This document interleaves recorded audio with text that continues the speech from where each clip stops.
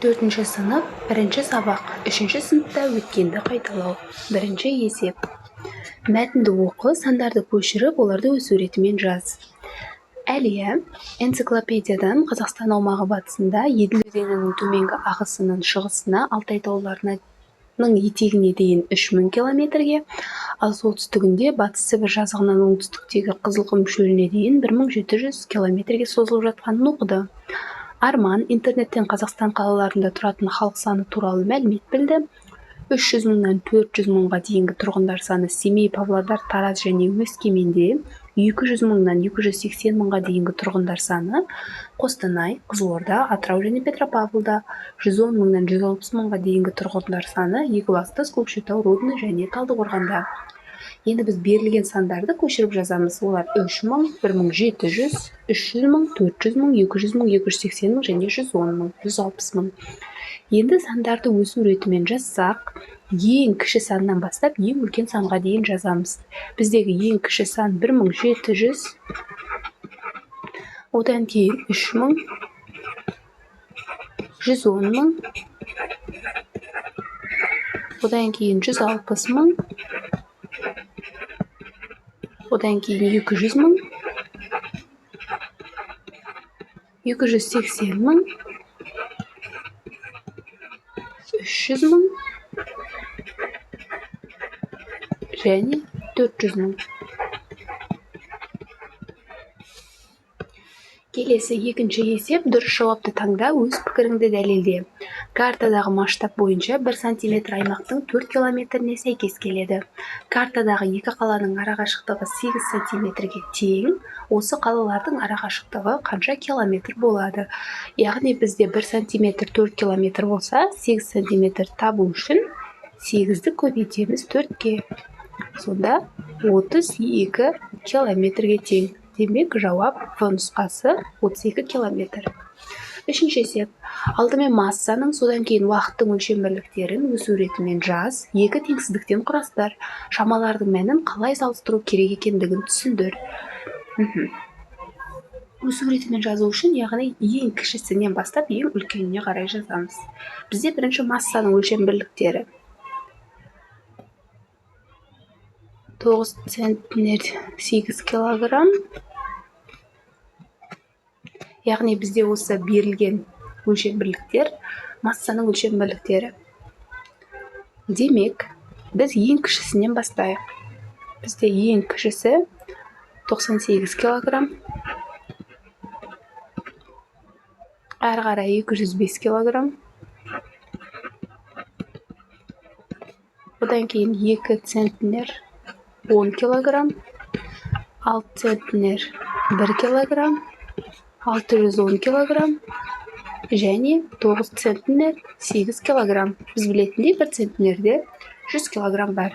Енді қалған өлшем бірліктер, уақыттық өлшем бірліктері. Оларды да өз суретімен жазайық. Ең алдымен ең кішісі 345 күн, 2 жыл, 810 күн,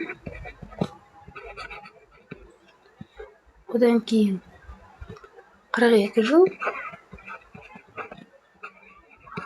658 жыл және 7 ғасыр. Бір жылда 365 немесе 366 күн бар, ал бір ғасырда 100 жыл бар. Келесі төртінші есеп, шамалар мен амалдардың қалай орындалатынын есіңе түсір және есепте. Бірінші, 9 метр 34 сантиметр, азайту 4 метр 52 сантиметр. Яғни бізде сантиметрлерге қарасақ, 34 саны 52-ден кіші болып тұр. Демек, біз 1 метрді 34 сантиметрге қосайық. Бізде 1 метрде 100 сантиметр болса, демек 8 метр 134 сантиметр. Азайту 4 метр 52 сантиметр. Сонда 8 метрден 4 метрді азайтсақ 4 метр, 134-тен 52-ні азайтайық. Сонда 82 сантиметр. Келесі, 4 сағат 34 минут қосылған 67 минут. Бізде 1 сағат 60 минут болса, демек 4 сағат 34 минут қосу 67 минутта 1 сағат минут. Сонда 4 сағатқа 1 сағатты қоссақ 5 сағат. Ал 34 минутқа 7 минутты қоссақ 41 минутқа тең. Келесі 3 центнер 7 килограмм қосу 5 центнер 16 килограмм. 3 центнерге 5 центнерді қоссақ 8 центнер. 7 килограммға 16 килограммды қоссақ 23 килограммға тең. Келесі 6 сағат 20 минут азайту 75 минут. 75 минутты сағатқа айналдырсақ 1 сағат 15 минут. Сонда 6 сағаттан 1 сағатты азайтсақ 5 сағат, 20 минуттан 15 минутты азайтсақ 5 минутқа тең. Келесі 5-ші ай есебі. Қазақстан мектептерінде 1 сағат 40 минутқа созылады. 4 сыныптың сабақ кестесіне қара, балалар аптасына неше сағат математика мен қазақ тілін оқитындықтарын анықта. Кесте бойынша өзің сұрақтар мен есептер құрастыр. Бірінші математиканы анықтайық. Яғни әрбір сабақ 40 минутқа созылады екен. Демек бізде бір аптада математика сабағы 1, 2, 3, 4, 5 рет болады. Яғни 5 көбейту әрбір сабақ 40 минуттан болса математика. 5 көбейту 40 минут. 5-ті 40 минутқа көбейтсек 200 минутқа тең. Ал енді бұны сағатқа айналдырсақ 3 сағат 20 минутқа тең. Енді қазақ тілі сабағын есептейік. 1, 2, 3, 4. Қазақ тілі 4 рет 40 минуттан. Демек 4-ті 40-қа көбейтеміз. Сонда 160 минутқа тең. Сонда 160 минутты сағатқа айналдырсақ 2 сағат 40 минут. Келесі 5-ші ә. Берілген сабақ кестесі бойынша дүйсенбі күні үзіліс қанша уақытқа созылатынын есепте. Дүйсенбі күні бізде 6 сабақ бар екен. Бірінші қоңырау мен екінші қоңыраудың арасы 10 минут. Одан кейінгі қоңырау саны 20 минут. Одан кейін тағы да 20 минут. Келесі қоңырау 10 минут. Және 6-шы сабақ тағы да 10 минут. Енді осы 5 үзілісті бір-біріне қосайық. 10-ға 20-ны қоссақ 30, 30-ға 20-ны қоссақ 50, 50-ге 10-ды қоссақ 60, 60-ға 10-ды қоссақ 70 минут. Яғни дүйсенбі күні 70 минут қоңырау бар. Келесі 5-ші Б есебі. Сабағыңның басталатын және аяқталатын уақытын анықта. Сен қанша уақытыңды мектепте өткізесің? Яғни әрбір оқушы өз мектебіндегі сабақтың басталатын және аяқталатын уақытын есептеп жазады. Келесі 6-шы есеп. Өрнектерді амалдар бойынша жазып, мәнін тап. Яғни бірінші қай амал орындалады? Бізде бірінші жақшаның іші, екінші көбейту, үшінші қосу амалы. Жақшаның іші, көбейту, қосу амалы. Бірінші көбейту, екінші азайту, үшінші қосу. Алдымен жақшаның іші, бөлу және азайту амалы. Енді осы реттілік бойынша амалдарды орындаймыз. 240 қосу, жақшаның ішінде 118-ден 80-ді азайтсақ 38, көбейту 3. Енді көбейту амалын орындайық. 240 қосылған 38-ді 3-ге көбейтеміз. Сонда 114-ке тең. Ал 240-қа 114-ті қоссақ 354. Екінші есеп. 358 қосу, жақшаның ішінде 412-ден 299-ды азайтсақ 313.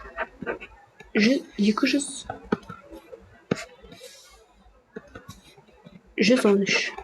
көбейту 4. 358 қосу, енді көбейту амалын орындасақ 113-ті 4-ке көбейтсек 452. Ал 358-ге 452-ні қоссақ 810-ға тең. Қалған есептеулерді де дәл осылай орындайтын боламыз. 7-ші есеп. Тиімді тәсілмен есепте. Алдымен 95-ке 305-ті қосайық. Сонда 400-ге тең. 400-ді 5-ке бөлсек 80. Келесі 241-ге 59-ды қосайық. Ал 123-ге 27-ні қосайық. Сонда 241 қосу 59 қосылған 123 қосу 27. 241-ге 59-ды қоссақ 300, 123-ге 27-ні қоссақ 150, ал 300-ге 150-ді қоссақ 450. Келесі 330-ға 30-ды қоссақ 360, ал оған 90-ды қоссақ 450. Енді 450-ді 3-ке бөлсек 150-ге тең. Келесі 8-ші есеп, есепті шығар. Қазақстан бойынша пойызбен саяхат жасайтын оқушыларға купе вагонға 9 билет үшін 108 мың теңге төленді. Егер купеге қарағанда плацкарт вагонның бір билеті 3 мың теңгеге арзан екені белгілі болса, онда плацкарт вагонмен саяхат жасайтын топ үшін 11 билетке қанша ақша төленеді? Бұл бізде купенің бағасы. Енді бір купе билеті қанша? Соны анықтайық. Яғни бір купенің билеті. Ол үшін 108 мыңды бөлеміз 9-ға. Сонда 12 мың теңге. Яғни купедегі бір билеттің құны 12 мың теңге. Ал енді плацкарт. Яғни бір плацкарттағы билет құнын анықтау үшін 3 мың теңге арзан болса, демек 12 мыңнан 3 мың теңгені азайтамыз. Сонда плацкарттағы бір билеттің бағасы 9 мың теңге. Ал енді 11 билеттің құнын анықтау үшін біз 11-ді көбейтеміз 9 мыңға. Сонда 99 мың теңге.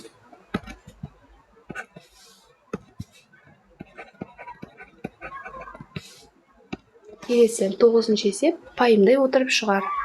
Отбасында 3 ағайынды бала бар. Олардың жастары қанша екенін сұрағанда үлкенім былай деді: үшеуміздің жасымызды қосқанда 27 шығады дейді. Яғни менің жасым, Арманның жасы және Бауыржан. Мен деген бұл жерде автор. Яғни үшеуінің жасын қосқанда 27 шығу керек. Енді менің жасыма Арманның жасын қосқанда 22 екен. Ал Бауыржан мен Арманның жасын қосқанда 15 шығады екен. Ағайындылардың әрқайсысы қанша жаста? Яғни Арман мен менің жасы 22-де болса, біз Бауыржанның жасын таба аламыз. Яғни Арман және автордың жасын анықтау үшін 27-ден 22-ні азайтамыз. Сонда 5. Демек Бауыржан 5 жаста. Ал Бауыржан мен Арманның жасы 15 жас болса, менің жасымды анықтайық, яғни автордың жасы.